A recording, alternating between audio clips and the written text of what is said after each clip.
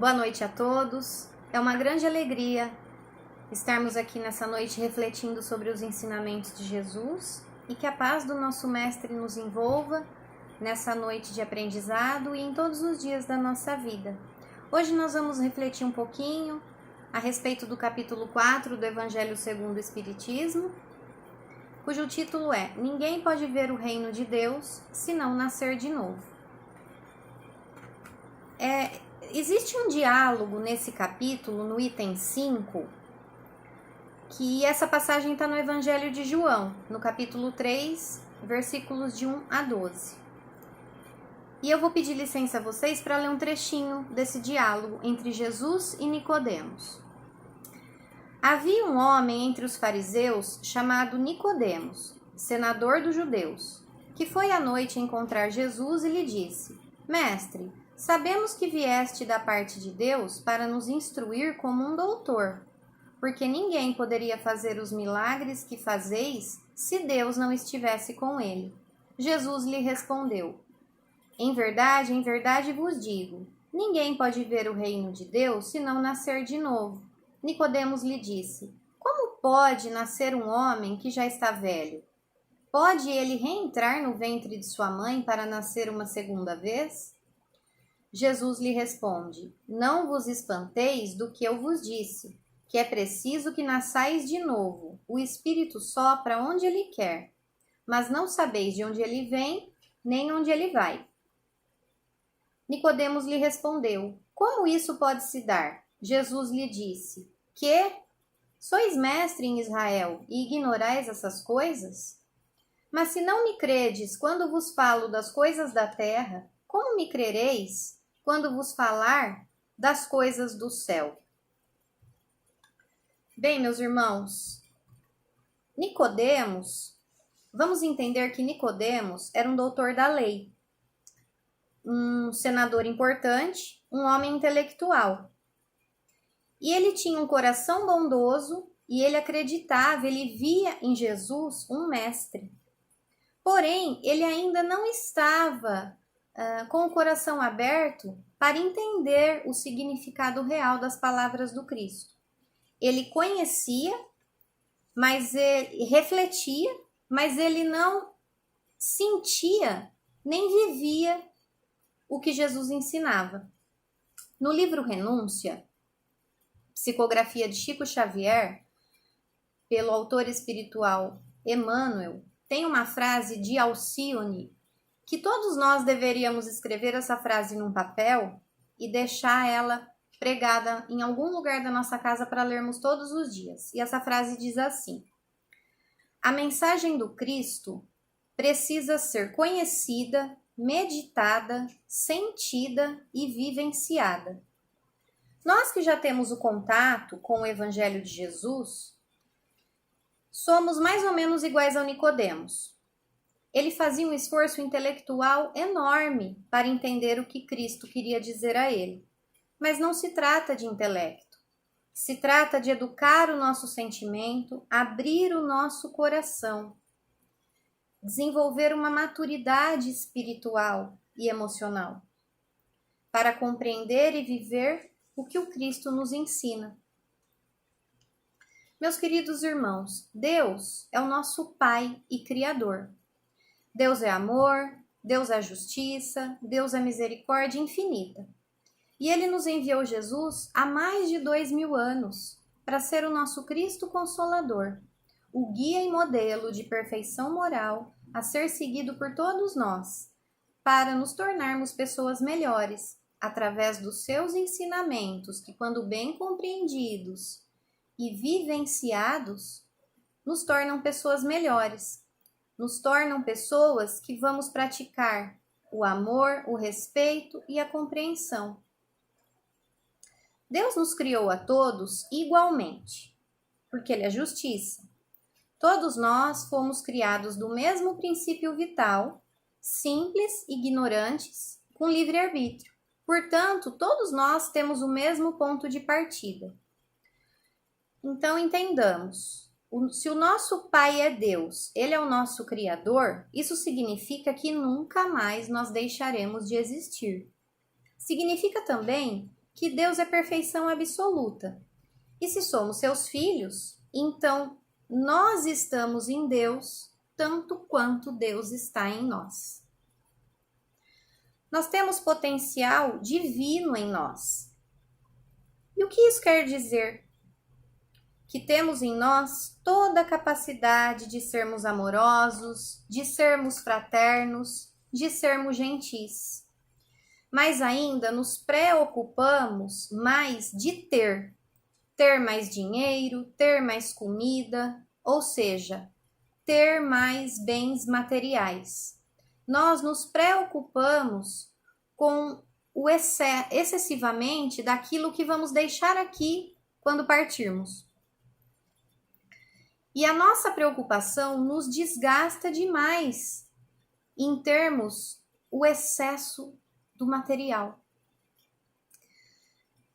Nós precisamos nos importar mais em ser mais espiritualizado, ser mais amoroso, ser mais respeitoso, ser mais compreensivo, mais tolerante, mais paciente, mais gentil. Então precisamos despertar a nossa consciência para a necessidade de ser mais a virtude e ter menos o defeito.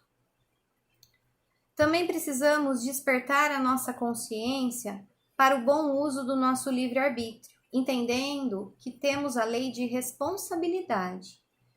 Deus é bondade, nos deixa plantar o que queremos, e Deus é justiça, nós colhemos exatamente o que plantamos. E se não estamos felizes com os resultados que estamos tendo, é porque precisamos modificar os nossos hábitos, darmos o valor equilibrado aos bens terrenos. Claro que precisamos da posse do necessário. É importante, inclusive, estudarmos, desenvolvermos a inteligência, ocuparmos a nossa mente do estudo para ajudarmos o progresso do mundo em que vivemos. Mas não depositar toda a nossa felicidade nos bens materiais, nos bens da terra. Então, precisamos dar o valor equilibrado aos bens da terra e nos ocupar também em sermos mais caridosos, em sermos mais generosos, em sermos pessoas melhores. Porque Jesus nos coloca como condição, uma das condições para conseguirmos conquistar o reino de Deus no nosso coração, para vermos o reino de Deus, é a caridade. Portanto, a caridade é o processo de somar alegrias, diminuir males, multiplicar esperança e dividir a felicidade para que a terra se realize na condição do esperado reino de Deus, que será construído em nosso coração. É um reino íntimo, não é algo externo. A pessoa que somos agora é a nossa melhor versão. Já vivemos inúmeras encarnações, porque Deus é misericórdia, sabedoria, amor, e Ele nos dá a oportunidade, Ele nos proporciona a reencarnação, que é uma oportunidade de nascermos de novo para irmos progredindo e acumulando conhecimento ao longo das nossas várias existências. Tanto o intelectual como o moral, principalmente. Tudo que adquirimos de conhecimento intelectual e moral está gravado em nós. Duas asas levarão o espírito humano à presença de Deus. Uma é o amor, a outra é a sabedoria. Isso quem disse foi Emmanuel. Deus nos criou imortais, porque o nosso corpo acaba. O nosso espírito é eterno. E Deus nos criou, meus irmãos, para sermos felizes. Que bênção que temos pela frente! Sermos felizes. A felicidade será conosco constantemente na medida em que vamos nos tornando pessoas melhores e depois nos tornaremos espíritos perfeitos. Nesse momento atual em que se faz necessário ficarmos em casa, vamos fortalecer os nossos laços familiares, os nossos laços afetivos com quem moramos. Até porque não estamos na nossa família por acaso, porque o acaso não existe.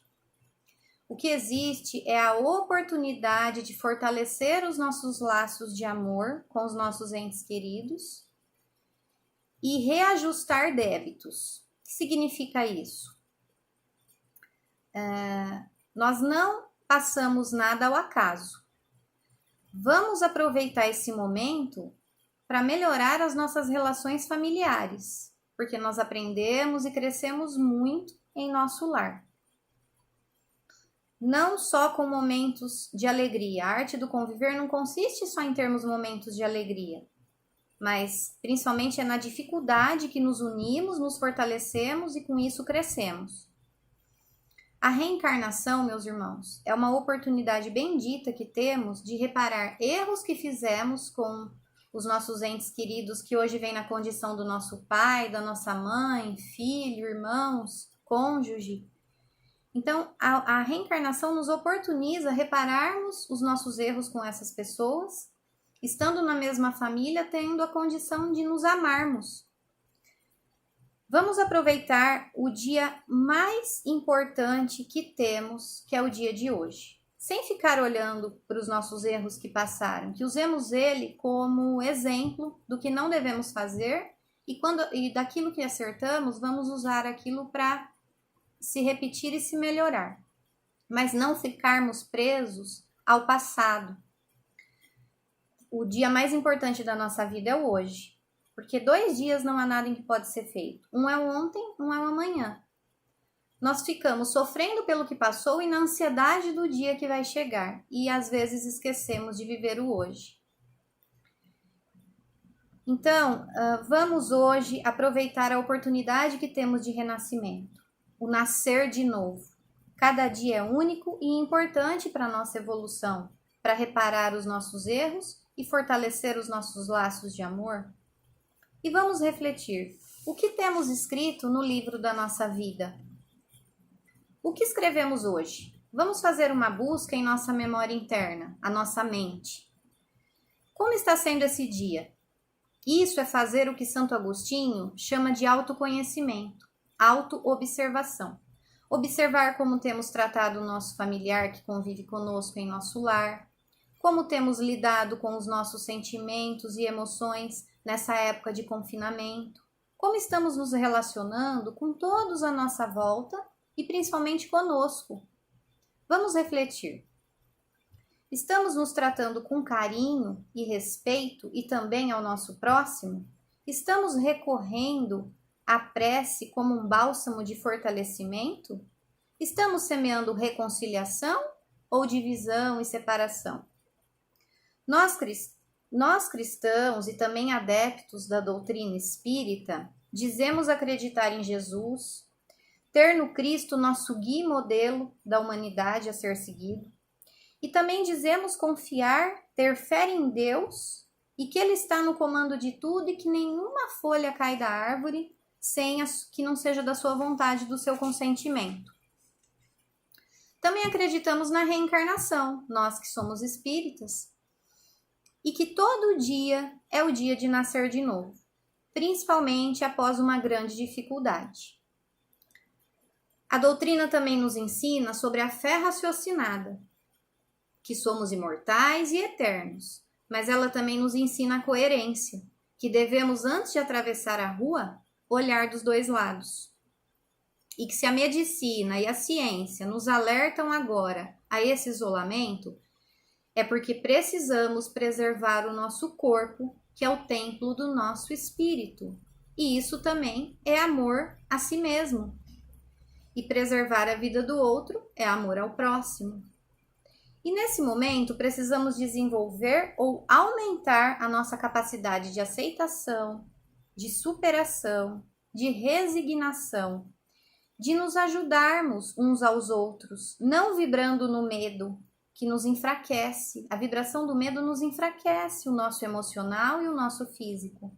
Mas vibrar esperança, otimismo, fé em Deus, em Jesus, em nosso anjo de guarda, nosso protetor espiritual, né?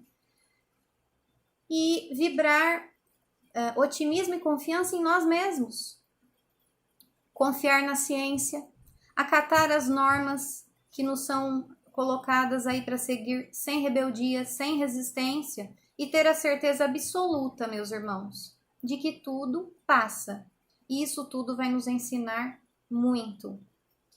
Vamos usar a tecnologia que tanto gostamos nesse momento, o nosso celular, nosso computador, para espalhar mensagens de entusiasmo, de coragem a todos que conhecemos.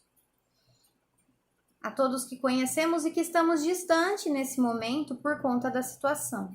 Mas logo, meus irmãos, com certeza, todos estaremos juntos novamente. A oração, queridos, nem sempre nos retira do sofrimento, mas ela nos reveste de grande força para suportá-lo. Jesus nos disse: no mundo tereis aflições, mas tende bom ânimo, eu venci o mundo. Ele sabe que temos capacidade de suportar todas as dificuldades do caminho e aprendermos muito com elas.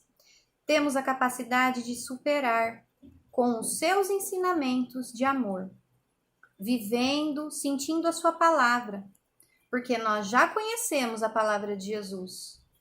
Estamos refletindo, mas ainda não estamos sentindo e nem vivenciando. Quem sabe agora é o motivo de despertarmos para essas palavras tão generosas e amorosas do Cristo na nossa vida. Nós sairemos dessa experiência transformados, renascidos, melhorados. Nós conhecemos pessoas que em situações extremas de dificuldade, de crise, saíram transformadas. Nós também seremos assim. Nós nasceremos de novo, com novos olhares, o olhar sobre a vida, sobre nós mesmos, sobre Deus, sobre os outros. Nós sairemos dessa experiência com um novo modo de agir, com todos e conosco também. Vamos desenvolver uma intimidade maior com Deus, através da fé, da prece, da oração. E guardemos a certeza, meus irmãos, pelas próprias dificuldades que já superamos, que não há mal que dure para sempre. Tudo passa e tudo se renova na terra. Que sejamos, então, transmissores de consolação, de paz, de esperança e de otimismo. Porque só o amor cobre uma multidão de erros e de equívocos que estamos cometendo até agora. E somos todos iguais. Estamos todos a caminho da luz. Ainda não somos seres iluminados. É necessário que nós despertemos a nossa consciência para a necessidade de mudança. Então, que sejamos, a partir dessa experiência que estamos tendo agora, que sejamos transmissores de consolação, de paz, de esperança, de otimismo. Que sejamos uma fé viva, em que seremos exemplo para outras pessoas. Chegou a hora de colocarmos em prática aquilo que já conhecemos de Jesus. O amor, meus irmãos, é um vírus, esse vírus sim, necessita ser espalhado. O Evangelho de Jesus é a nossa fonte de consolação, é o nosso roteiro de felicidade. Através do conhecimento das leis divinas que são perfeitas, contidas nele, que Jesus nos trouxe com todo o amor, com toda a paciência e com todo o carinho, o Evangelho, meus irmãos, é a nossa fonte de consolação, quando entendemos as suas palavras e passamos a vivenciá-las no nosso dia a dia, em pequenas atitudes, porque Deus abençoa o nosso esforço e a nossa boa vontade. Ele não espera que estejamos perfeitos a partir de amanhã cedo, não.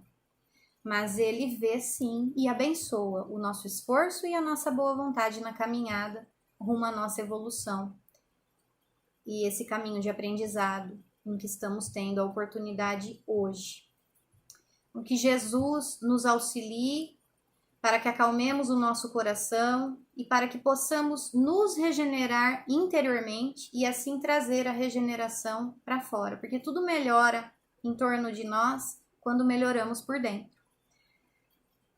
Então, que possamos nos regenerar todos os dias, nascendo de novo, para que o reino de Deus, que é um reino de amor, se instale em nosso coração e que conquistemos esse reino pelo nosso esforço, pela nossa vontade e pelos conhecimentos que Jesus nos traz. Gratidão a todos, abençoada semana a todos nós. Que Jesus esteja conosco. Que assim seja.